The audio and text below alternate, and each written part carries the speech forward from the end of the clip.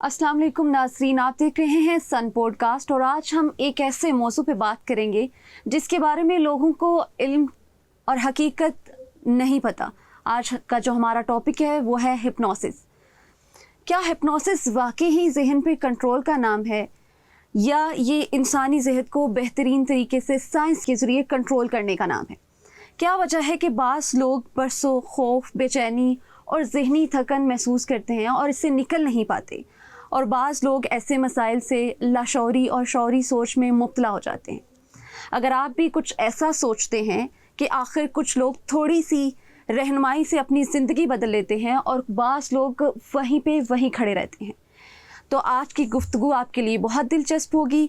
आज हम बात करेंगे हिप्नोसिस के बारे में, जिसके लिए हमारे साथ मौजूद हैं मारूफ हिप्नोथेरेपिस्ट और मारूफ मुसन्नफ़ डॉक्टर मोहम्मद आरिफ सदीकी। सर, आपके टाइम का बहुत शुक्रिया। Thank you. सर, लोग जो हैं हिप्नोसिस का नाम सुनते ही क्यों डरने लग जाते हैं? बिल्कुल दुरुस्त सवाल किया आपने।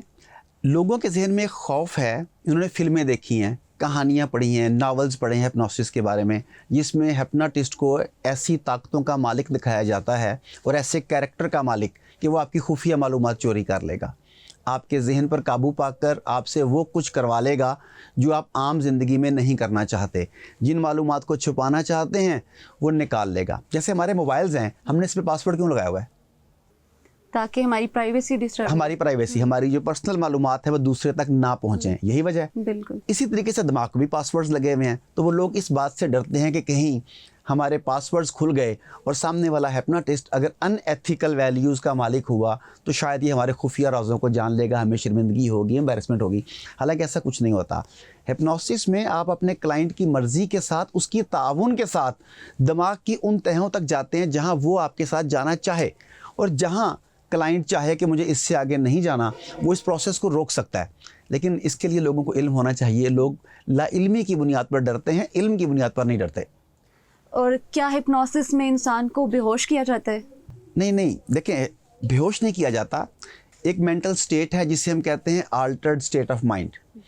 इस वक्त आप जिस कैफियत में हैं, हमारा व्यूअर इस वक्त जिस कैफियत में है वो हाई अलर्ट स्टेट है। आप कई चीज़ों को देख रहे हैं। अगर इसी वक्त मैं देखूं कि आप साइलेंट हो, आपको एसी के फ़ैन की आवाज़ आ रही है, ठीक है, आप मुझे बात कर रही हैं कि आपको साइड पे पड़ी हुई चीज़ें भी नज़र आ रही हैं, आपको छत भी नज़र आ रही है, लाइट्स भी नज़र आ रही है, कैमरा भी नज़र आ रहा है। हालांकि आपका फोकस उन पे नहीं है, लेकिन आपका फोकस डाइवर्टेड इतनी जगहों पर है।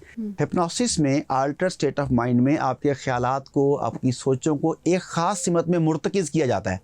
जब आपकी तवज्जो आसपास से कट ऑफ हो जाती है, आप एक सिमत में सोचने लगते हैं, तो फिर रास्ते में पेश आने वाली मुश्किलात को दूर कर सकते हैं, जहन में मौजूद नफ्सियाती गिरोहों को खोल सकते हैं।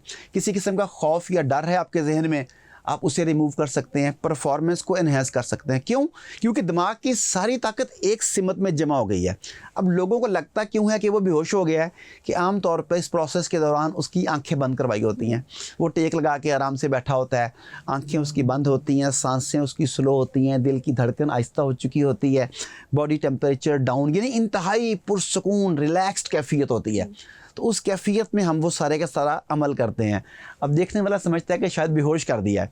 कुछ लोग इस वजह से भी समझते हैं कि शायद ये बेहोशी या बेहोशी के करीब तर है कि वेस्ट में, यूरोप में, कई ममालिक में डेंटिस्ट अपने क्लाइंट को एनेस्थीसिया देकर बेहोश करने की बजाय उसे हिप्नोटाइज़ करते हैं, जहन की कुव्वतों को एक ख़ास सिमत में डाइवर्ट करते हैं, उसका काम कर लेते हैं, इलाज कर लेते हैं।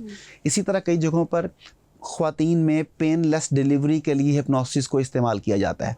उसे एनेस्थीसिया का इंजेक्शन नहीं दिया जाता। हिप्नोसिस के ज़रिए उस प्रोसेस को आसान, सादा और बग़ैर तकलीफ़ वाला बना दिया जाता है। समटाइम्स ऑपरेशन के बाद, किसी भी किस्म का ऑपरेशन, एक्सीडेंट हो गया, कोई और प्रॉब्लम हुई, तो ऑपरेशन के बाद जो हीलिंग है उसके प्रोसेस को स्पीड अप करने के लिए भी हिप्नोसिस को इस्तेमाल किया जाता है। क्योंकि आपके बॉडी के अंदर भी तो एक हीलिंग सिस्टम मौजूद है। ऐसा हीलिंग सिस्टम अगर वो आपके कंट्रोल में हो तो आपकी इम्यूनिटी बेहतर हो जाएगी, हीलिंग का प्रोसेस तेज़ तर हो जाएगा। तो इसकी मदद से इस तरह के काम किए जाते हैं, इसीलिए इसे हिप्नोथेरेपी कहा जाता है। और क्या हिप्नोथेरेपिस्ट हिप्नोसिस के प्रोसेस के दौरान जो हिप्नोथेरेपिस्ट होते हैं वो जहन पे कब्जा कर लेते हैं? नहीं, जैसा कि मैंने पहले भी आपको बताया, बल्कि पहले सवाल में बताया कि लोग डरते हैं ये सोच के कि शायद जहन पर कब्जा हो जाए। देखिए, अल्लाह रब्बुल इज़्ज़त ने इंसान को आज़ाद पैदा किया, इंसान अपनी मर्जी के मुताबिक फ़ैसले करता है। हिप्नोसिस में हिप्नोटिस्ट सिर्फ क्लाइंट को डायरेक्शन मुहैया करता है कि आंखें बंद करो, इस तरह से सोचो, ये करो, ये ना करो। अगर वो मुतमईन नहीं है तो अपनी आंखें खोल ले, वो ट्रांस से बाहर आ जाएगा। तो ज़हन पर कब्जा नहीं किया जाता। आप क्लाइंट के ताउन के साथ, उसके कॉपरेशन के साथ स्टेप बाय स्टेप उस मंजिल तक पहुंचते हैं जहां आप उसे ले जाना चाहते हैं। अगर वो कॉपरेट नहीं करेगा तो बात ख़त्म हो जाएगी। और क्या हर शख्स हिप्नोटाइज कर सकता है? हर शख्स हिप्नोटाइज कर सकता है, वो जानने का तो करेगा ना। जिस तरह डॉक्टर ऑपरेशन करते हैं, तो आप किसी डॉक्टर से पूछेंगे क्या हर डॉक्टर ऑपरेशन कर सकता है या हर शख्स ऑपरेशन कर सकता है, तो वो कहेगा पहली बात तो प्रोफेशनल है कि नहीं, उसने सर्जरी की भी तालीम ली है कि नहीं ली, ये पहले सवाल हैं।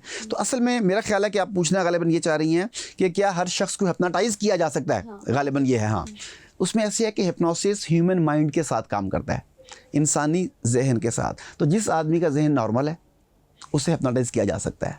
वो लोग जो एब नॉर्मल हैं, जिनका IQ लेवल बिलो 70 है, जो बात को समझ नहीं पाते, बहुत छोटे बच्चे जो बात नहीं समझ पाते, बहुत बूढ़े जिनका दिमाग इंफॉर्मेशन को सही प्रोसेस नहीं करता, ये ऐसे लोग जो एब नॉर्मल हैं, हिप्नोसिस उन पे काम नहीं करता। हिप्नोसिस आपकी तरह के बाशऊर लोगों पे काम करता है, जिनका दिमाग काम करता है, जहन काम करता है, वो बातों को समझ सकते हैं, बातों को फॉलो कर सकते हैं। हिप्नोसिस उनके ऊपर काम करता है। तो हर वो शख्स जो नॉर्मल है, हर वो शख्स जो हिप्नोटिक स्टेट में जाना चाहता है, उसे हिप्नोसिस के ज़रिए उस स्टेट में ले जाया जा सकता है और उसके मसाइल भी हल किए जा सकते हैं। सर, अभी आपने एक बात की है कि बच्चों पे नहीं किया जाता, बहुत छोटे बच्चे, इन्फेंट्स जो हैं, छोटे बच्चे। ठीक है, तो ये एक स्पेसिफिक एक एज लिमिट आ जाती है कि इतने बच्चों में कम्युनिकेट करना ना। हिप्नोसिस में आप लोगों से गुफ्तगू करते हैं, गुफ्तगू के ज़रिए उनके जहन में ख़ास तस्वुरात पैदा करते हैं, फिर वो तस्वुरात उनके जहन में नए रास्ते खोलते हैं या पुराने रास्तों को तोड़ फोड़ करते हैं।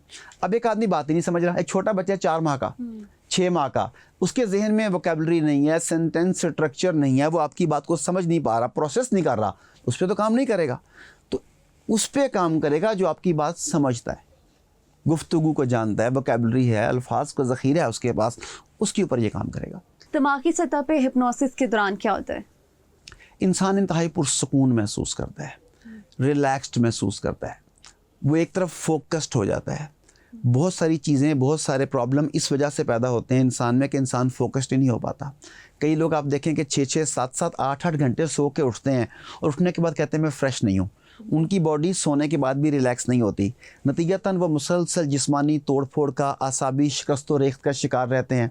उसके बाद उनकी सोचें डिस्टर्ब होती हैं, फिर वो चिड़चिड़ेपन का मुजाहरा करते हैं, फिर वो जल्दी गुस्से में आने लग जाते हैं, क्योंकि उनकी बॉडी को रिपेयरिंग टाइम नहीं मिल रहा। तो हिप्नोसिस में हम आदमी को रिलैक्स करते हैं। जब उसे रिलैक्स करते हैं, उसकी बॉडी और माइंड बहुत जल्दी से रिकवर कर लेते हैं। फिर हम उसे फोकस्ड करते हैं।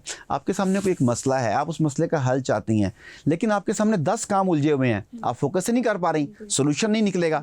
जब हम उसे हिप्नोटाइज करते हैं तो उसका फोकस बेहतर करते हैं। फिर वो जब अपनी प्रॉब्लम या मसले के बारे में सोचता है तो उसके हल बेहतर निकलते हैं, दिमागी ताकत बेहतर होती है, कंसंट्रेशन बेहतर होती है, प्रॉब्लम सॉल्विंग स्किल्स बेहतर होते हैं। फिर इसके साथ आप किसी भी आदमी की परफॉर्मेंस को बढ़ा सकते हैं। आप जिस्म से एक काम करते हैं, एक काम आप दिमाग से करते हैं। प्रॉब्लम यह है कि हमें इन दोनों को मिला के करना चाहिए। जो एथलीट्स हैं वो जिस्म के साथ काम कर रहे हैं, जो पढ़ने लिखने वाले बंदे वो दिमाग के साथ काम कर रहे, इतना था पेट निकला हुआ है उनका, वो कहते हैं मैं दिमागी काम करता हूँ। एक्चुअली अल्लाह ताला ने दिमाग भी दिया आपको और जिस्म भी दिया है, दोनों को मिला के काम करेंगे तो कामयाब होंगे ना। तो जो सुपर एथलीट्स हैं, बहुत बड़े बड़े कामयाब लोग हैं, वो जिस्मानी तौर पर और जहनी तौर पर दोनों पर आपस में कनेक्टेड होते हैं और मजबूत होते हैं, तभी वो शानदार रिजल्ट दे पाते हैं। तो हिप्नोसिस आपको आपके साथ जोड़ता है, आपको अपनी उन खुफिया सलाहियतों तक पहुँचाता है जो आज तक आपसे पोशीदा थी। बल्कि इसे मैं एक और अंदाज में कहना चाहूँगा कि हमारे यहाँ आम तौर पे लोग जिन काबू करना चाहते हैं। वो बड़े चिल्ले चिल्ले काटते हैं, बड़े वज़ाइफ करते हैं कि जिन मेरे काबू में आ जाए तो मैं उससे बड़े बड़े काम ले सकूँगा। वो जिन आपके अंदर मौजूद है, आपके जहन में जो लाशऊर की ताकत है जो आम आदमी के एक्सेस में नहीं है। आप जो काम भी करते हैं वो अपनी शऊरी सतह पर करते हैं। लाशऊर की ताकत आम आदमी के हाथ से पोशीदा रहती है। हिप्नोसिस के ज़रिए आप लाशऊर की उस ताकत तक रसाई पा लेते हैं जिसमें जिन्नाती ताकत है। तो अगर आप अपने लाशऊर से काम ले सकें तो समझिए आपने एक जिन काबू में कर लिया। तो हिप्नोसिस उस जिन को आपकी दस्तरस में देता है। और सर, फिल्मों और ड्रामों ने हिप्नोसिस के बारे में क्या गलतफहमियां पैदा की हुई हैं? उन्होंने यही गलतफहमियां पैदा की हैं कि ये आदमी को कंट्रोल कर लेगा, जहन को कंट्रोल कर लेगा, उससे गैर अखलाकी काम करवा सकेगा, उसे कहेगा कि अपना पर्स मेरे हवाले कर दो, बॉस के पास जाएंगी, आप कहेंगी मेरी सैलरी डबल कर दो, भाई इस तरह की बेशुमार चीज़ें कि जो आप काम आम जिंदगी में नहीं करवा सकते। लोग समझते हैं कि हिप्नोसिस के ज़रिए आप वो काम अनएथिकल वे में शायद करवाने के काबिल हो जाएं, ऐसा नहीं है। हिप्नोसिस आपको ये ताकत देता है कि आप लोगों से अपनी बात मनवा सकें, लेकिन वो ताकत भी इस हद तक है जहाँ तक उस आदमी की वैल्यूज़ को डिस्टर्ब ना किया जाए। अगर आप ऐसी बात करते हैं जिससे उसकी वैल्यूज़ डिस्टर्ब हो रही हैं तो वो हिप्नोटिक स्टेट से बाहर आ जाएगा।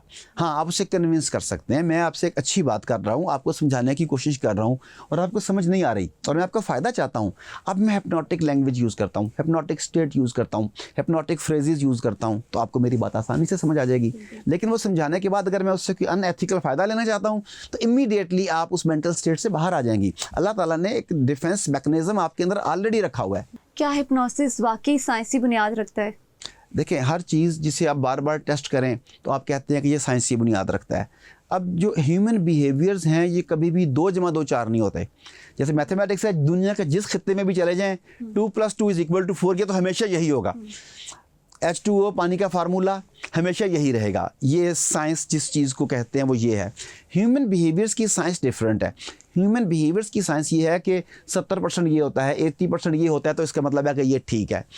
तो इसके साइंटिफिकली इस तरह के एक्सपेरिमेंट्स मौजूद हैं कि आपने लोगों से वो काम करवाए जो आम हालात में करना वो नामुमकिन समझते थे। इसके ज़रिए उनकी बीमारियों को उस तरीके से हल किया गया जिस तरह से आम हालात में वो समझते थे कि शायद ये नामुमकिन हो। तो इस तरह के बेशुमार दर्जनों नहीं, सैकड़ों नहीं, हज़ारों एविडेंस मौजूद हैं। और इवन मेरी अपनी ज़िंदगी में सैकड़ों ऐसे क्लाइंट्स मौजूद हैं जिन्हें मैं उस ख़ास सर्टेन प्रॉब्लमेटिक स्टेट से बाहर लेके आया जिसमें वो समझते थे कि मैं सारी ज़िंदगी इसी में रहूँगा। तो कोई भी आदमी अपनी ज़िंदगी को बदलना चाहता है तो अपनी जहन को इस्तेमाल करना है। तो हिप्नोटिस्ट ने उसे उसके जहन के बंद दरीचों तक रसाई देनी है।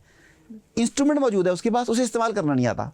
हिप्नोटिस्ट उसे इस्तेमाल करना सिखाता है। बेसिकली अपने पास से कुछ नहीं देता, वो उसके पास ही मौजूद होता है, जो उसके अंदर होता है। हाँ, उसे वो एक्सप्लोर कर देता है। और हिप्नोथेरेपी किन किन ममालिक में इस्तेमाल हो रही है इस टाइम? देखिए, दुनिया में हर जगह पर, कुछ जगह पे कानूनी तौर पे, कुछ जगह पे गैर कानूनी तौर पे, कुछ जगह पे लेजिटिमेट, कुछ जगह पर इलेजिटिमेट लोग इस्तेमाल करते हैं। कुछ लोगों को ये भी नहीं पता होता कि ये हिप्नोसिस है, मगर वो इसकी टेक्निक से इस्तेमाल कर रहे होते हैं। जैसे बाज़ों का 2 लोग लड़ते हैं और दोनों को नहीं पता कि हम क्या कर रहे हैं। वो एक आदमी को पंच मारता है, वो एक आदमी को कोहनी मारता है और लड़ाई का फैसला हो जाता है। तो उसने कराटे तो नहीं सीखे हुए, मगर एक्चुअली जो उसने टेक्निक इस्तेमाल किया है वो बॉक्सिंग या कराटे की है इस्तेमाल, तो अनजाने में उसने वो टेक्निक इस्तेमाल की। तो इसी तरह हिप्नोसिस को पूरी दुनिया में इस्तेमाल किया जाता है, कॉर्पोरेट सेक्टर में इस्तेमाल किया जाता है, आप जिस इदारे में बैठी हैं मीडिया इंडस्ट्री में, मीडिया में इस्तेमाल किया जाता है, स्कूल्स कॉलेजेस में इस्तेमाल किया जाता है, रिलेशनशिप्स में इस्तेमाल किया जाता है। वालिदैन बाज़ औक़ात छोटे बच्चों को शुरू से ही उनके जहन में ऐसी बातें डालते रहते हैं कि वो बच्चा फिर अपनी मर्ज़ी से सारी ज़िंदगी कुछ नहीं कर सकता। अब वालिदैन ने हिप्नोटिज़म नहीं सीखा हुआ, मगर वो एक हिप्नोटिक टेक्निक है कि किस तरीके से बार बार एक ही मैसेज को रिपीट किया जाए तो वो बच्चे के जहन में नक्श हो जाएगा। तो वालिदैन लाशऊरी तौर पर बाज़ औक़ात ऐसी प्रैक्टिसेस करते हैं कि वो बच्चा फिर उस हिसार से बाहर नहीं आ पाता। तो इसे पूरी दुनिया में इस्तेमाल किया जाता है। हाँ, कुछ जगहों पर बतौर हथियार इस्तेमाल किया जाता है, कुछ जगहों पर बतौर इलाज इस्तेमाल किया जाता है, कुछ जगहों पर बतौर सेल्फ डेवलपमेंट टूल के इस्तेमाल किया जाता है कि मैं अपने आप को कैसे बेहतर कर सकता हूँ। मिसाल के तौर पे आज आप जो हमारे साथ प्रोग्राम कर रही हैं, अगर आपने हिप्नोसिस सीखा हो तो आप प्रोग्राम से पहले 5-7 मिनट पहले आंखें बंद करेंगी, आप खुद को उस ख़ास हिप्नोटिक स्टेट में, ट्रांस में लेके जाएंगी और इस पूरे प्रोग्राम में जो आपने करना है, जो आपकी परफॉर्मेंस है, उस परफॉर्मेंस को विजुलाइज करेंगी। उसके बाद उस परफॉर्मेंस को अच्छा करने की कोशिश करेंगी अपने जहन में। उसके बाद जब आप इस चेयर पर आकर बैठेंगी तो आप हैरान रह जाएंगे कि आपकी परफॉर्मेंस मोर देन डबल बेहतर हो चुकी है। तो इस तरह हर मैदान में हिप्नोसिस को इस्तेमाल किया जा सकता है। सर, अभी आपने कहा कि हिप्नोसिस जो है वो कि कुछ कंट्रीज़ में इलीगल है, कुछ में लीगल है। इलीगल नहीं है, किसी जगह पर कानून मौजूद है इसके लिए और कुछ जगह पर कानून मौजूद नहीं है, इतनी सी बात है। तो किस सतह पे इसको करना इलीगल होगा या इसके लिए कानून पे वो? देखिए, अगर तो आप लोगों को फ़ायदा पहुंचा रहे हैं, इससे कोई अनएथिकल यूज़ नहीं कर रहे, तो व्हाट इज़ द प्रॉब्लम?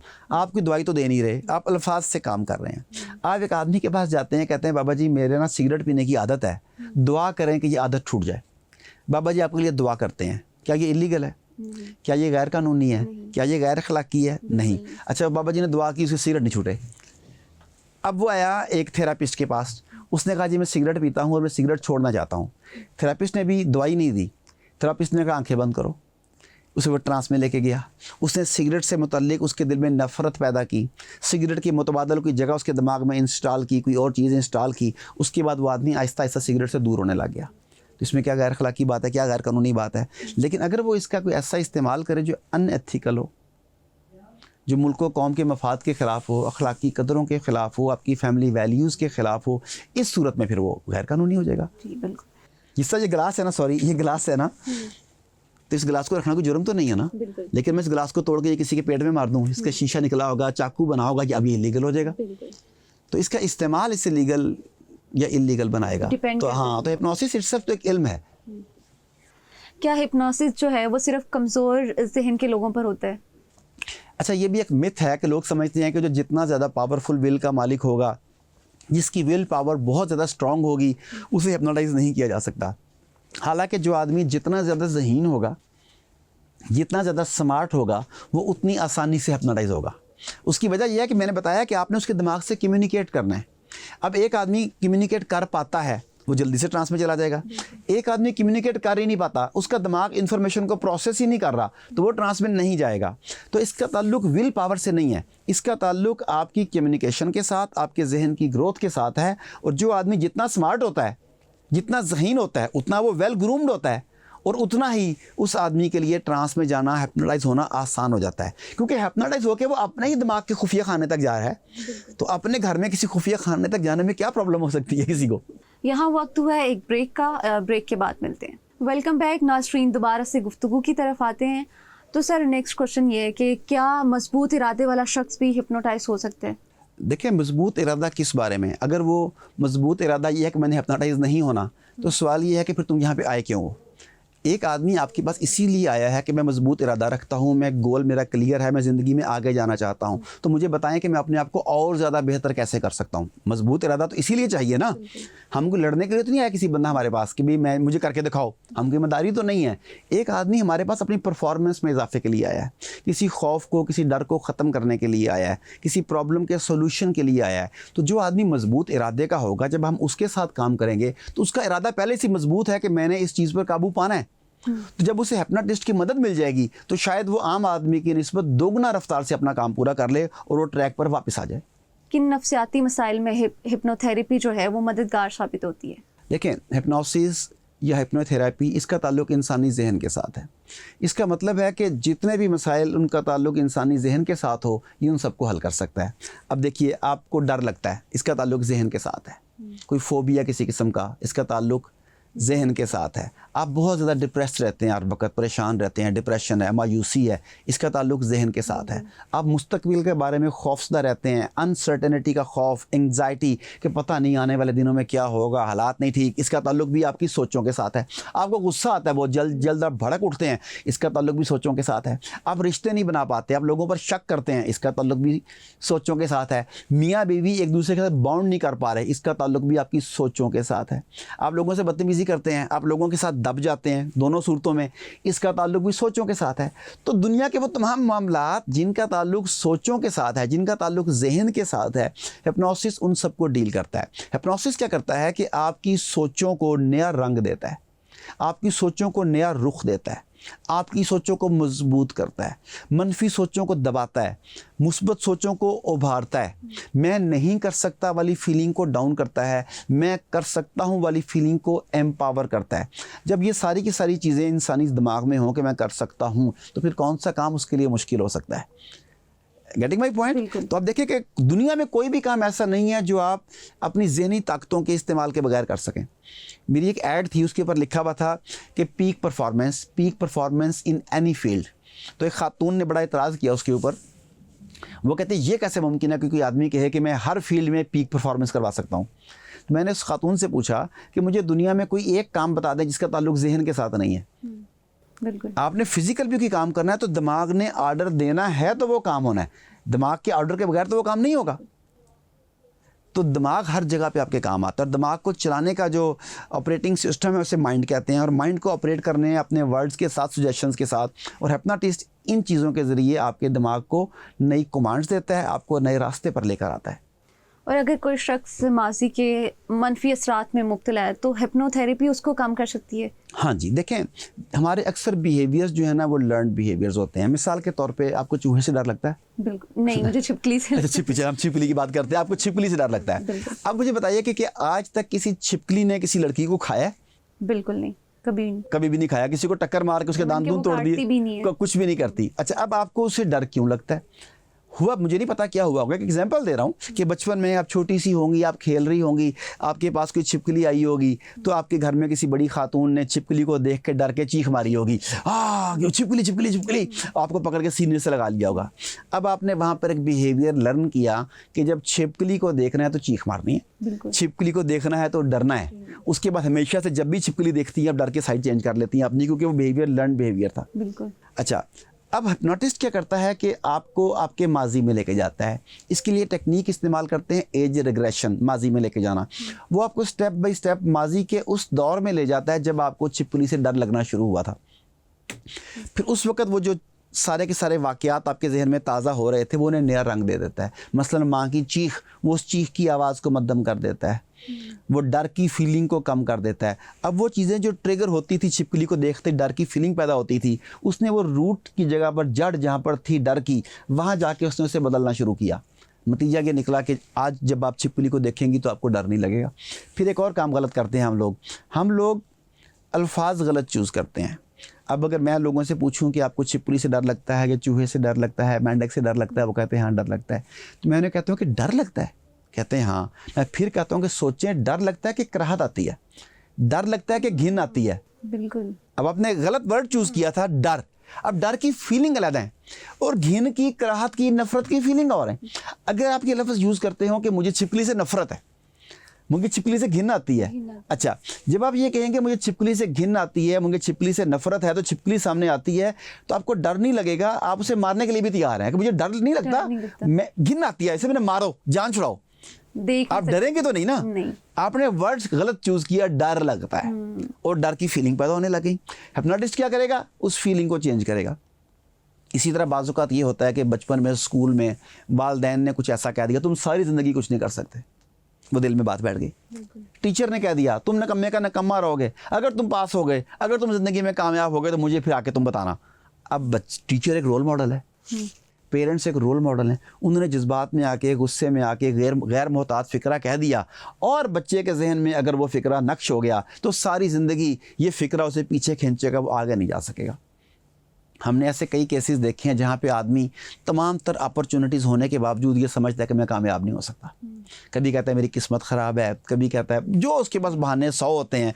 जब हम उसे ट्रांस में लेके जाते हैं और उसे आइडेंटिफाई करते हैं कि प्रॉब्लम ने जन्म कहाँ पर लिया, तो वो एक फ़िक्रा होता है जो स्कूल में या घर में बोला गया होता है और वो फ़िक्रा उसके अंदर बैठ चुका होता है। अब वो कामयाब नहीं हो रहा जब तक उस फ़िक्रे की शिद्दत ख़त्म ना की जाए या उस फ़िक्रे को उसकी मेमोरी से ब्लर ना किया जाए, उसकी याद ख़त्म ना कर दी जाए, वो आदमी कामयाब नहीं हो सकता। अब हिप्नोटिस्ट क्या करता है कि उस फ़िक्रे की असरात को ख़त्म करता है या कम कर देता है। नतीजतन अब जब आदमी काम करने लगता है तो पीछे से माँ की आवाज़ नहीं गूंजती, तू कभी कामयाब नहीं हो सकता, उस्ताद की आवाज़ नहीं आती कि तू है ही निकम्मा, फिर वो आगे काम कर सकता है।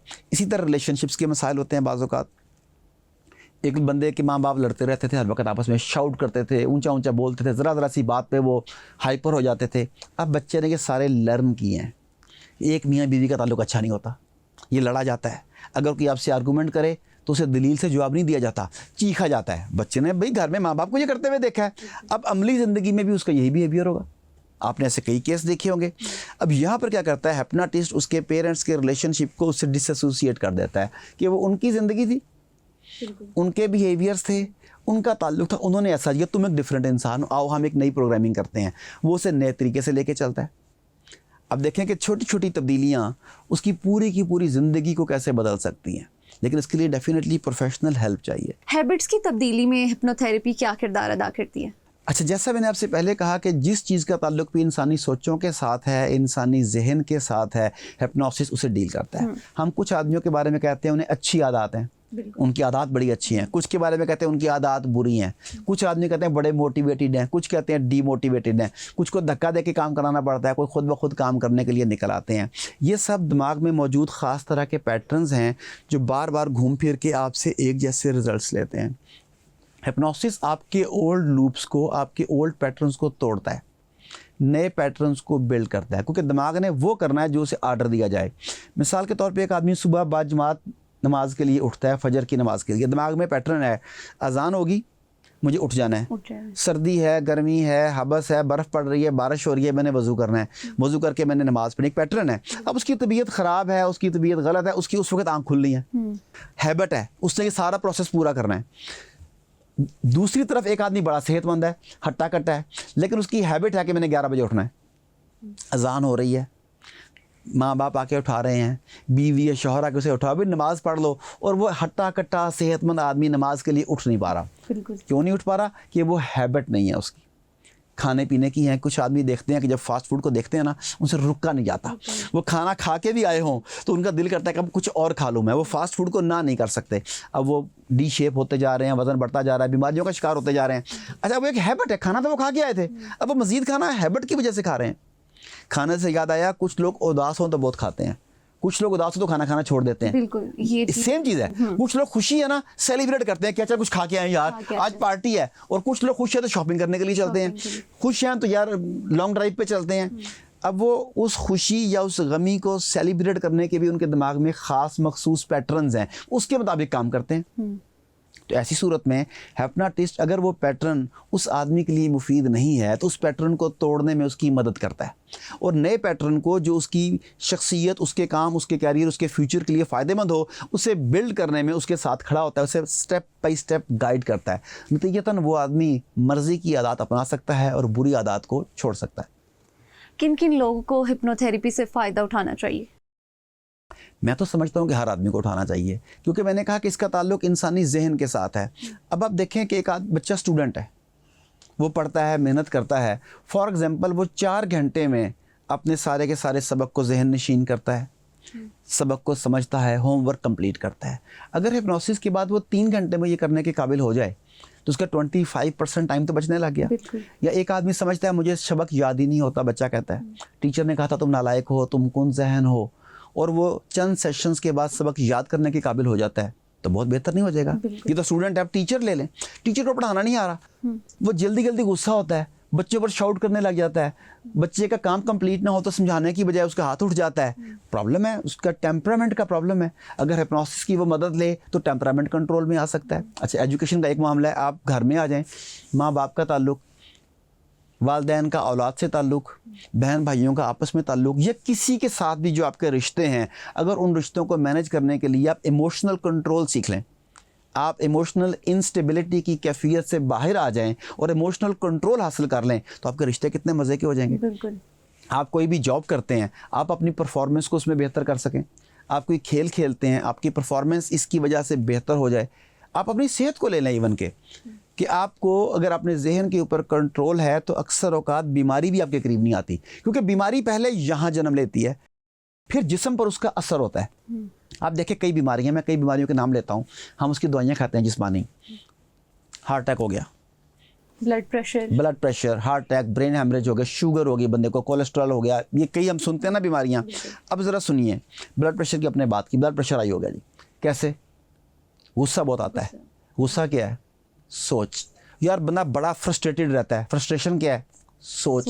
बंदे ने खुदकुशी कर ली, क्यों? मायूस था। मायूसी क्या है? सोच। बंदा शूट कर दिया, पुलिस पकड़ के लगी, क्यों शूट कर दिया था? गुस्सा आ गया था। गुस्सा क्या है? सोच। बंदे को शुगर हो गई, क्यों? बस यार रोज़गार की फिक्रें खा गई उसे। रोज़गार की फिक्रें क्या हैं? वंस अगेन सोच। उसे हार्ट अटैक हो गया, क्या हुआ? यार जवान बेटे एक्सीडेंट में मारा गया, सदमा बर्दाश्त नहीं हुआ। सदमा क्या है? सोच है। अब 70-80% प्रॉब्लम्स जो हैं, मेरा खाने को दिल नहीं कर रहा, क्यों? दिल उदास है। सोच। ये बहुत कॉमन वजह बनती है हमारे यहाँ। अच्छा, अब 70-80% बीमारियां आपकी सोचों की वजह से जन्म लेती हैं। अगर आपने सोचों को कंट्रोल करना सीख लिया, सोचों को नया रुख देना सीख लिया, तो आप 80-70% बीमारियों से वैसे ही जान छूट जाएगी आपकी। आप मेंटली भी फिट होंगे और आप हेल्थ फिजिकली भी फिट होंगे, आपके रिलेशनशिप्स भी फिट होंगे, आप इमोशनली भी स्ट्रांग होंगे और स्पिरिचुअली भी स्ट्रांग होंगे। तो हर आदमी जिसका दिमाग काम करता है, वो इस दिमाग को ज़्यादा बेहतर तरीके से इस्तेमाल करने के लिए हिप्नोसिस सीख सकता है या हिप्नोथेरेपिस्ट की मदद ले सकता है। एक अच्छे हिप्नोथेरेपिस्ट को कैसे एक आम इंसान को पता चलेगा कि ये एक अच्छा हिप्नोथेरेपिस्ट है? कैसे रिकॉग्नाइज कर सकते हैं? ये बड़ा इंपॉर्टेंट सवाल है, क्योंकि जिस तरह दर्जनों डॉक्टर हमारे आसपास फिर रहे हैं, हमें क्या पता कि कौन सा अच्छा है। अब उसमें उसका प्रीवियस रिकॉर्ड देखा जाएगा, डॉक्टर की पर्सनैलिटी देखी जाएगी, उसकी गुफ्तगू का अंदाज़ देखा जाएगा, क्या उसके पास बैठ के आपको तहफ़्फ़ुज़ का एहसास होता है या डर का। आपने शुरू में पहला सवाल ये किया था कि लोग डरते क्यों हैं। लोग इसलिए डरते हैं कि हिप्नोटिस्ट ने वो अपना डर पता नहीं क्यों बिठाया होता है, या उसकी शख्सियत से नेगेटिविटी उछल के बाहर आ रही होती है। तो जब आप हिप्नोटिस्ट के पास बैठते हैं, हिप्नोथेरेपिस्ट के पास बैठते हैं, तो क्या आप खुद को महफूज सेफ फील करते हैं, ठीक है, या आपको इरिटेशन हो रही है, आप अनसेफ फील कर रहे हैं। आप ये देखें, उसका ट्रैक रिकॉर्ड आपके सामने होगा, उसका कैरियर आपके सामने होगा, उसकी सोशल प्रोफाइलिंग आपके सामने होगी। और अगर आप एक सेशन ले लेते हैं तो एक सेशन में ही आपको अंदाज़ा हो जाएगा कि मुझे नेक्स्ट सेशन तक जाना चाहिए या नहीं जाना चाहिए। ओके सर, आपने अभी रिकॉर्ड की बात की, रिकॉर्ड चेक करना चाहिए कितना, तो इसमें क्या है कि उसके काम करने का रिकॉर्ड होगा, ये कोई स्पेसिफिक सर्टिफिकेट्स होंगे जो हमें सर्टिफिकेशन तो जिस तरह डिग्रीज हैं वो होती हैं, वो भी आप देख सकते हैं, लेकिन कई ममालिक में उसकी वैलिडिटी नहीं है। मसलन पाकिस्तान है, पाकिस्तान में चूँकि यूनिवर्सिटी में नहीं पढ़ाया जाता तो लोगों को पता ही नहीं होगा इस चीज़ का। फीडबैक रिकॉर्ड जो है कि आप मेरे पास आती हैं, आप मेरी क्लाइंट हैं, आपको मुझसे फ़ायदा हुआ तो आपका एक फ़ीडबैक होगा मेरे पास, या आपने गूगल रिव्यू दिया होगा, या आपने मुझे वैसे बताया होगा, ये मुझे भी नहीं पता, आपने मिलने जुलने वालों को बताया होगा कि भी मैं फलाने डॉक्टर के पास गई थी, डॉक्टर आरिफ सिद्दीकी ने मेरा ये मसला हल कर दिया। ओपिनियन है ना। बिल्कुल। तो ये ओपिनियन जो है ये भी बताती है कि बंदा कितना क्रेडिबल है। सर, वो कौन सी निशानियाँ हैं जो बताती हैं कि किसी शख्स को प्रोफेशनल मदद लेनी चाहिए या नहीं लेनी चाहिए? देखें, कुछ सूरत तो है परफॉर्मेंस एनहेंसमेंट की, वो तो हर आदमी को हर वक्त, मुझे भी ज़रूरत है और आपको भी ज़रूरत है, जो हमारा व्यूअर है उससे भी चाहिए कि अपनी परफॉर्मेंस को बढ़ाए, ये तो मस्ट है। लेकिन उसके बावजूद अगर आप थेरेपी के पॉइंट ऑफ व्यू से देखें, अगर आपको गुस्सा बहुत आता है, आप चिड़चिड़ापन का शिकार हैं, मायूस हैं, फ्रस्ट्रेटेड हैं, आपको लगता है मैं कुछ कर नहीं सकता, आपको लगता है पाकिस्तान में या जहाँ भी आप हैं मेरे लिए अपॉर्चुनिटीज़ नहीं है, आपको लगता है हर आदमी मेरे ख़िलाफ़ है, हर आदमी मेरे ख़िलाफ़ साजिश कर रहा है, डिस्ट्रस्ट आप जगह जगह फेस कर रहे हैं, लोग आपके पास बैठना पसंद नहीं करते, आप बात बात पर बेकाबू हो जाते हैं, ये तमाम की तमाम अलामात बताती हैं कि आप ज़हनी मसाइल का शिकार हैं। ज़हनी मसाइल इस हद तक बढ़ चुके हैं कि पाकिस्तान के सेनेट में गालिबन या शायद पार्लियामेंट में चंद महीने या एक साल पहले रिपोर्ट पेश हुई थी कि पाकिस्तान में हर 3 में से एक फ़र्द जो है वो ज़हनी मसाइल का शिकार है। इसका मतलब है हर 3 में से एक आदमी को हमारी ज़रूरत है। सर, स्पेशली यंग जनरेशन के अंदर ये यंग जनरेशन को तो मोबाइल ने तबाह कर दिया, उनकी कंसंट्रेशन पीरियड बहुत ख़त्म ही हो गया एक तरह से। चंद सेकंड्स के बाद वो कंसंट्रेट नहीं कर पाते, उनकी वैल्यूज़ बदल गई, उनके मिशन ज़िंदगी के बदल गए। पहले हम तालीम के साथ तरबियत ऐड किया करते थे, अब तरबियत तो बिल्कुल ही उड़ गई। अब तो खाली तालीम ही रह गई, डिग्री, तालीम से मुराद भी डिग्री, खाली नंबर्स कितने आने हैं, उसके साथ जो विजडम आना है वो ख़त्म हो गया। नतीजतन वो इतना कुछ करने के बाद जब जॉब के लिए जाते हैं उन्हें जॉब नहीं मिलती। अब मैं हैरान होता हूँ, मेरे पास कुछ डॉक्टर दोस्त है, बाब है मेरे, जब मैं डॉक्टर्स की सैलरी के बारे में सुनता हूँ तो मैं हैरान होता हूँ कि एक आदमी जिसने अपनी पूरी ज़िंदगी, जवानी, बचपन इस नोबल प्रोफेशन में मुहारत के लिए लगा दिया, आज वो अपना किचन नहीं चला सकता। इंजीनियर्स को देखता हूँ वो बेरोज़गार फिर रहे होते हैं। अब वो फ्रस्ट्रेशन का शिकार तो होंगे। फिर वो देखते हैं कि सोशल मीडिया पे कोई गैर मारूफ सा बंदा या बंदी कोई छोटी सी रील बनाती है, वायरल होती है, उसके बाद पैसों की बारिश होने लग जाती है, मुख्तलिफ़ कंपनियां उसे अपना ब्रांड एम्बेसडर बना लेती हैं, तो उसका तालीम से भी एतमाद उठ जाता है। फिर वो सिर्फ़ और सिर्फ किस्मत के चक्कर में पड़ता है कि शायद कभी मेरी किस्मत जाग जाए तो मैं भी ये कर सकूँ। जब वो भी नहीं होता फिर वो फ्रस्ट्रेशन का, मायूसी का और ज़हनी मसाइल का शिकार हो जाता है। उसका एक और मसला भी है कि वालिदैन का और उसमें गैप बहुत बढ़ चुका है। वालिदैन जिस दौर में थे उस दौर में आज के दौर की चीज़ें मौजूद नहीं थी, ये सब्जेक्ट्स नहीं थे, ये अपॉर्चुनिटीज़ नहीं थी, इस तरह के कैरियर नहीं थे और इस तरह के मसाइल भी नहीं थे। अब वालिदैन अपने अहद के मुताबिक बच्चे को गाइड करना चाहते हैं, बच्चा आज के अहद के मुताबिक जीना चाहता है। अब दोनों एक दूसरे को समझ नहीं रहे, दोनों एक दूसरे को नहीं समझे, दोनों के दरमियान फासला बढ़ता चला जा रहा है। अब वालिदैन बच्चे को नहीं समझ रहे, बच्चा वालिदैन को नहीं समझ रहा, क्लैशेस बढ़ रहे हैं। घर जो सुकून की आमाजगा होना चाहिए थी वो बेसुकूनी की जगह बन चुका है। यहाँ टाइम हुआ एक ब्रेक का, ब्रेक के बाद मिलते हैं। Welcome back. हमारा अगला सवाल ये है कि सर, जो खौफ, फोबिया और एंजाइटी हमारी यूथ के अंदर पाया जा रहा है, हिप्नोसिस जो है वो किस तरह मददगार साबित हो सकता है उसमें? देखिए, खौफ हमारे पास ये है कि मैं ये कर नहीं सकूँगा। एक तो हमने उस खौफ की बात की, चिकपरी से डर लग रहा है, मुझे अंधेरे से डर लग रहा है, मुझे हाइट से डर लग रहा है, इस तरह के खौफ या फोबियाज को, इस पर बहुत अच्छा इलाज है। हमारे पास तो ऐसे सेशंस हुए हैं कि 1, 2, 3 सेशंस में बंदे का खौफ ख़त्म हो गया। लेकिन जब आप पर्टिकुलरली यूथ के हवाले से पूछ रही हैं ना, उन्हें असल में खौफ अपने फ्यूचर का है। एग्जैक्टली।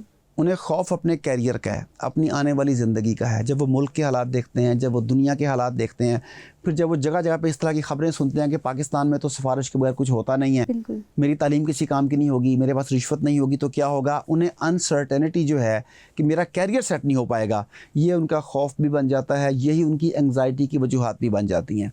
अब हिप्नोसिस उनकी हेल्प कैसे करता है? सबसे पहले उनके दिमाग को पुरसकून करता है।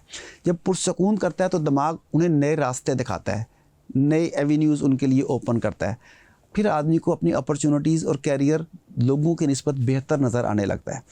वो लोगों की बातें सुन रहे होते हैं, पाकिस्तान में कोई तरक्की नहीं कर सकता, इस बात पर वो यकीन कर लेते हैं। जैसे आपने छिपकली से डरने वाली बात पर यकीन कर लिया, हालांकि छिपकली में डरने वाली कोई बात नहीं थी, लेकिन वो यकीन हो गया ना, बचपन का बिलीफ बन गया। इसी तरह पाकिस्तान में मैं कुछ नहीं कर सकता, ये यूथ का बिलीफ बन गया। ये मोस्टली हमें स्कूल कॉलेजेस में ही बताया जाता है कि यहाँ पढ़ने के बाद जॉब अपॉर्चुनिटी नहीं है, या अक्सर ये विजन पेरेंट्स दे देते हैं आपको तो बाहर ही जाना है, यहाँ पे कुछ भी नहीं है। अब उसकी वजह देखिए 2-3 वजूहात हैं। पहली वजह तो ये है कि हमारे यहाँ अलमिया ये है कि टीचर मुलाजिम है। एक वक्त था टीचर सुल्तान का उस्ताद हुआ करता था। टीचर सुल्तान वो बादशाह गर हुआ करता था। टीचर के जहन में होता था कि मेरा शागिर्द तरक्की कैसे करे। इस वक्त टीचर के जहन में होता है मेरी इंक्रीमेंट कैसे लगे, मेरी तनख्वाह कैसे बढ़े। अगर वो गवर्नमेंट एम्प्लॉई है तो मेरा ग्रेड कैसे बढ़े, मुझे पैसे ज़्यादा कैसे मिले। प्राइवेट टीचर है तो वो सोचता है मेरी ट्यूशन वर्क कैसे बेहतर हो जाए। उनका माहवर सोचों का बच्चा नहीं है, क्योंकि वो खुद अपने आप को एक नाकाम इंसान कंसीडर करते हैं। वो समझते हैं कि मुझे मेरी सलाहियतों के मुताबिक पाकिस्तान में मकाम नहीं मिला, इसका मतलब है किसी को भी नहीं मिलेगा। अब वो बच्चों को शुरू से ये कहना शुरू कर देते हैं कि तुम जो मर्ज़ी कर लो, तुम यहाँ पर कामयाब नहीं हो सकते, तुम्हें बाहर जाने की कोशिश करनी चाहिए। तो पहली बात तो है कि ऐसे असातिज़ा को स्कूलों से निकाल देना चाहिए। जैसे ही पता लगे पेरेंट्स को बताना चाहिए जाके उन इदारों के मालिकान को कि आपके यहाँ से ये जहन साजी की जा रही है। बाज़ औक़ात वालिदैन बच्चों को ख़ुद ये कहते हैं कि बेटा तुम यहाँ पर गुजारा करो, उसके बाद हम कोशिश कर रहे हैं तुम्हें मुल्क से बाहर भेज देंगे। उन्हें इस बात का अंदाज़ा नहीं है कि मुल्क से बाहर सूरत हाल इससे भी बुरी है। बिल्कुल, लोगों ने देखा नहीं होता। मुझे कई लोग कहते हैं जी वहाँ पर तो ऐसे है, वहाँ पर तो ऐसे है, तो मैं उनसे पूछता हूँ आप वहाँ पर गए हैं? कहते हैं नहीं। परसेप्शन बना हुआ ना कि बाहर के कंट्रीज़ में इस तरह की परसेप्शन बना हुआ है। हाँ, तो मैं कहता हूँ मैं गया हुआ हूँ। आप जो बात कर रहे हैं आप गए नहीं हुए, आपने सुना हुआ है और आप ये कह रहे हैं मैं वहाँ पे गया हुआ हूँ, मुझे पता है वहाँ पे मसाइल क्या हैं। आप लोग जिन चीज़ों को ग्लोरीफाई करके बताते हैं जी मेरे मामे का मुंडा गया था, वो हमारे मोहल्ले में एक आदमी गया था, वो जब आता है तो ये होता है। वो जब वापस आता है छुट्टी के लिए 15-20 दिन महीने के लिए, आप उस वक्त उसकी स्पेंडिंग पावर देख रहे होते हैं, वो कितने पैसे खर्च कर रहा है, कितने तोहफ़े लेके आया, कितना खुश लग रहा है। आपको ये नहीं पता कि वो 11 महीने वहाँ पे कैसे जी रहा है, वहाँ पे मसाइल क्या क्या हैं उसके, वो किस तरह की कैद तन्हाई काट रहा है, आपको इस चीज़ का अंदाज़ा नहीं है। तो पेरेंट्स को भी और असातिज़ा को भी रियलिस्टिक होना चाहिए। अगर आप सिर्फ़ और सिर्फ पैसों के पीछे भागेंगे, मादियत के पीछे भागेंगे, तो फिर आप एक दिन कहेंगे कि हमारी औलाद हमें मुंह नहीं लगाती, हम बूढ़े हो गए हैं, हमें दवाई देने के लिए कोई नहीं है। आपने खुद ही तो बच्चे से कहा था कि बेटा पढ़ लिख के बाहर चलेगा ना। बिल्कुल। तो जब तक ये माइंडसेट चेंज नहीं होगा आप काम नहीं कर सकते। अब माइंडसेट कैसे चेंज होगा? प्रॉब्लम क्या आ रही है कि हम जॉब चाहते हैं, इस हद तक जॉब चाहते हैं कि जो आदमी MBA करके निकलता है वो भी जॉब चाहता है। अब MBA का मतलब है मास्टर्स इन बिजनेस एडमिनिस्ट्रेशन।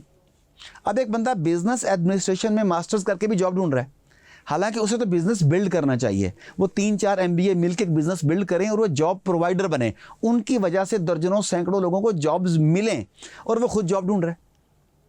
तो अगर आप एंटरप्रेन्योरशिप की तरफ जाएं, आप अपना कोई ना कोई छोटा मोटा सेटअप स्टार्ट करने की कोशिश करें, 3-4-5-10 लोग मिलकर शुरू करें। दुनिया में जितने बड़े बड़े वेंचर हैं वो छोटे से सरमाए से चंद मुख्तसर दोस्तों के सिंसियर और मेहनती अफराद के ग्रुप ने शुरू किए, उसके बाद पूरी दुनिया तक उनका असर और रसूख पहुँचा। तो अगर वहाँ पर ये हो सकता है तो क्या वजह है कि यहाँ पर भी नहीं हो सकता? इसलिए नहीं हो सकता कि यहाँ पर आपने सोचों में वो चीज़ें डाली हैं कि पाकिस्तान में काम नहीं किया जा सकता। तो इनकी सोचों को बदलने में भी पेरेंट्स की, असातिज़ा की, स्टूडेंट्स की, इस तरह के लोग जो मोटिवेशनल स्पीकर हैं, हिप्नोटिस्ट हैं, NLP कोच हैं, वो आपकी हेल्प कर सकते हैं ताकि उनके माइंड में मौजूद तसव्वुरात को बदल कर नए काम के तसव्वुरात को ऐड किया जा सके। फोबिया पे हमारी बात रह गई थी कि फोबिया किस तरह हेल्पफुल हो सकता है। देखें, जो फियर भी है ना, फियर को हम कहते हैं FEAR, इसे कहते हैं फॉल्स एविडेंस अपीयरिंग रियल। यानी वो असल चीज़ नहीं होती, आपके दिल में खौफ तारी होता है कि पता नहीं मुझसे ये होगा कि नहीं होगा। जिस तरह जब लोग पहली मरतबा स्टेज के ऊपर जाते हैं बोलने के लिए तो उनका दिल तेज़ तेज़ धड़क रहा होता है, हलक खुश्क हो जाता है, टांगें काँप रही होती हैं और दिल में होता है मैं भूल ना जाऊँ, मैं भूल ना जाऊँ। और फिर एक्चुअली जब वो जाते हैं तो वो भूल जाते हैं। ये एक्चुअली होता है, वो वाकई भूल जाते हैं क्योंकि दिल में क्या चल रहा होता है। कुछ लोग कहते हैं मुझे ऊंचाई से डर लगता है, मुझे पानी से डर लगता है, किसी को ऊंची आवाज़ से डर लगता है। इसके ये एक लर्नड बिहेवियर है। इसके पीछे किसी ना किसी जगह पर उनके दिमाग में सजेशंस इंस्टॉल किए गए थे। माँ ने कहा था कि मुझे तो हाइट से बहुत डर लगता है और बच्चे ने कहा अच्छा माँ को डर लगता है मुझे भी लगना चाहिए या किसी और ने कोई बात कही तो उनके दिमाग में बैठ गई थी। तो जितने भी इस तरह के फियर्स या फोबियाज़ हैं, हिप्नोसिस के ज़रिए उन्हें यूँ दूर किया जाता है कि दिमाग इन्फॉर्मेशन को तस्वीरों की सूरत में स्टोर करता है। वो खौफ की तस्वीर जो हैं, हिप्नोटिस्ट उस क्लाइंट की मदद से उन तस्वीर को ब्लर करता है, उन्हें मिटाता है। वो जो नेगेटिव मेमोरी है, डर वाली मेमोरी है, उस मेमोरी को ख़त्म करके एक नई मेमोरी रिक्रिएट करता है। इंसानी दिमाग में एक ज़बरदस्त क्वालिटी है कि इंसानी दिमाग सच और झूठ में फ़र्क नहीं कर सकता। इंसानी दिमाग को नहीं पता कि क्या सच है क्या गलत है। उसे जो चीज़ बार बार कही जाए वो सिर्फ़ और सिर्फ उस पर अमल करता है, गलत या सही से फ़र्क नहीं पड़ता। अब आप बड़े हैरान हो रहे होंगे कि ये कैसे मुमकिन है। मैं आपको एक एक्सरसाइज करवाता हूँ, आप लोग व्यूअर्स आप भी कीजिए और आप देखें कि क्या आपके दिमाग को सच और झूठ के फ़र्क का पता है। आप भी मेरे साथ कीजिएगा। आंखें बंद करें, आप लोग भी आंखें बंद करें, 1-2 गहरी सांसें लें, ख़ुद को पुरसुकून करें। अभी जो मैं एक्सरसाइज करवाने लगा हूँ ये आपके तसव्वुर की एक्सरसाइज है, आपके इमेजिनेशन की। आपने सिर्फ तसव्वुर करना है जो मैं कहूँगा। तसव्वुर करें आप खाने की टेबल पर बैठे हैं,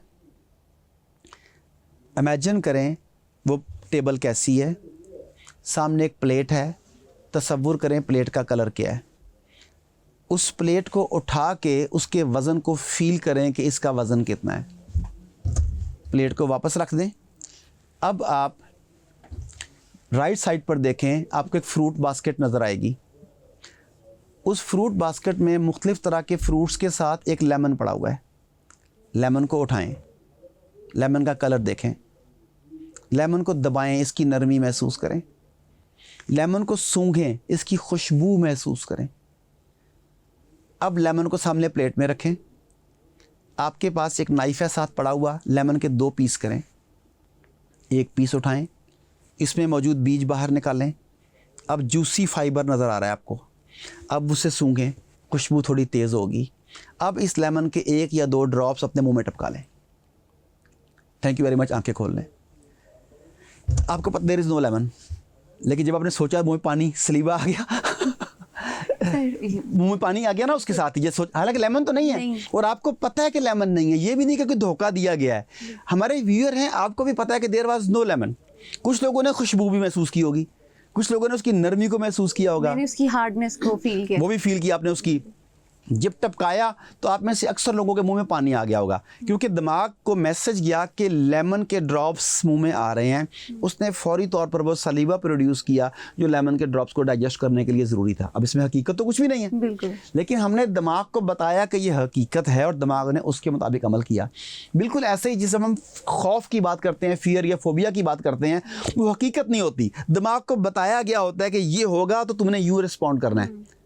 अब हम क्या करते हैं, हम उसके जहन में उस पुरानी मेमोरी को डिलीट करते हैं या डिम करते हैं और उसके बाद नई मेमोरी इंस्टॉल करते हैं जिसमें वो डर या खौफ नहीं होता।